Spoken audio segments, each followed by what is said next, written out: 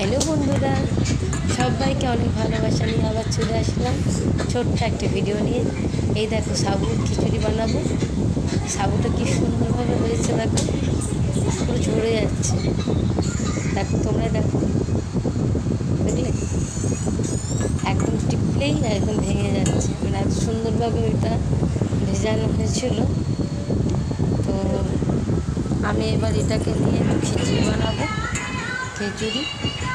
তো চলো, এই দেখো কি সুন্দর না? এটা দিয়ে একটু তেঁতুলের আলু দিয়ে একটু সবজি বানাবো। এই যে বাদামটাকে একটু ভেজে নিচ্ছি।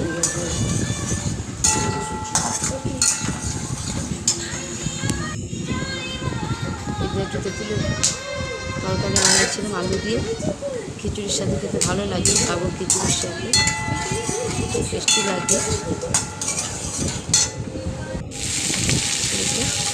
আলু, বাদাম আর সাবুর দানা আমি মিশিয়ে নিলাম।